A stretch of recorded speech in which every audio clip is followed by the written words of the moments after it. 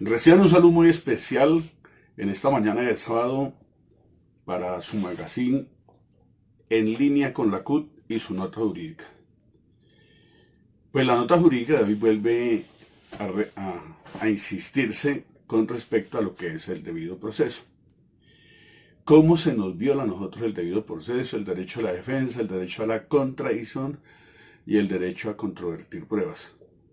Es común y es una práctica repetitiva que se saquen comunicados, que se saquen cartas abiertas, cartas públicas, avisos a la comunidad e incluso se envíen a las redes sociales a órganos informativos a los que nosotros llamamos alternativos, donde hablamos sobre una persona y lo hablamos de manera genérica. El señor fulano de tal es un atalbán, el señor fulano de tal es un perseguidor de los trabajadores, el señor fulano de tal es un negrero, el señor fulano de tal tiene antecedentes de haber hecho tal cosa, el señor tal cosa o la señora fulana de tal participó en no sé qué cosa, y en la generalidad nunca se detalla qué realmente fue lo que hizo. Solamente se generaliza y es un delito grave. Indiscutiblemente esto forma parte de lo que se denominan los delitos querellables, como es el caso del Código Penal, el delito de injuria y de calumnia. Y pensaríamos que estos delitos de pronto no trascienden. Pues sí trascienden en la medida en que el juez de la República determine el nivel de daño que le haya causado a esa persona. Por esa razón, entonces, en la nota jurídica de hoy, vamos a hacer referencia a la jurisprudencia de la Corte Constitucional que ha hecho referencia a la honra como la estimación o deferencia con que cada persona debe ser tenida por los demás miembros de la colectividad en razón a su dignidad humana. Es por consiguiente un derecho que debe ser protegido con el fin de no menoscabar el valor intrínseco de los individuos frente a la sociedad y frente a sí mismos, y garantizar la adecuada consideración y valoración de las personas dentro de la colectividad. Dado su alcance, entonces, este derecho resulta vulnerado cuando se expresan opiniones que producen daño moral tangible a su titular. La Carta Constitucional en su artículo 15 dice que todas las personas tienen derecho a su intimidad personal y familiar y a su buen nombre, y el Estado debe respetarlos y hacerlos respetar. De igual modo tiene derecho a conocer, actualizar y rectificar las informaciones que se hayan recogido sobre ellos en bancos de datos y en archivos de entidades públicas y privadas. En la recolección, tratamiento y circulación de datos, se debe respetar la libertad y las demás garantías consagradas en la Constitución.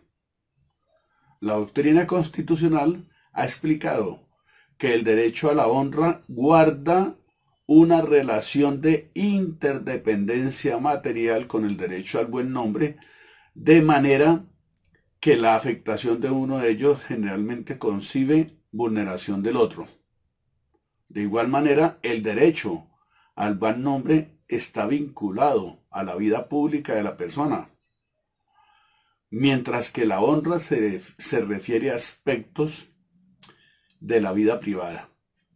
De ahí que la Corte Constitucional haya considerado que guardan una estrecha relación con el principio y el derecho a la dignidad humana, y que el ataque a las mencionadas prerrogativas también engendra la vulneración de aquella. En la sentencia C-482 del 2002, la Corte precisó que la honra se afecta por la información errónea, como por opiniones tendenciosas respecto a la persona, a su conducta privada. Por el contrario, el derecho al buen nombre se vulnera esencialmente por la emisión de información falsa o errónea que genera distorsión del concepto público del sujeto,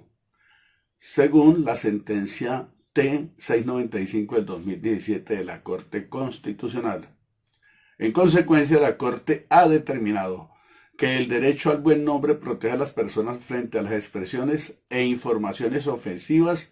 o injuriosas, falsas o tendenciosas, a que se tiene derecho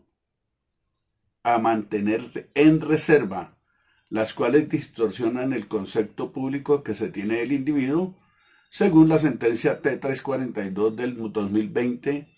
emitida por la Corte Constitucional. De tal manera, queridos audiovidentes, que ya es hora de parar esas costumbres absurdas y anacrónicas en las que se sacan comunicados públicos, cartas públicas, documentos públicos, donde se hacen calificativos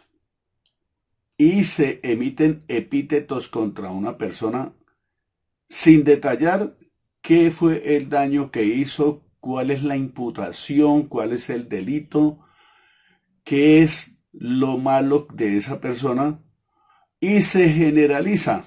como son los perseguidores de los trabajadores, son los abusadores, los acosadores, es un acosador laboral, es un perseguidor, es un delincuente, tiene antecedentes. Esas generalidades, si no son de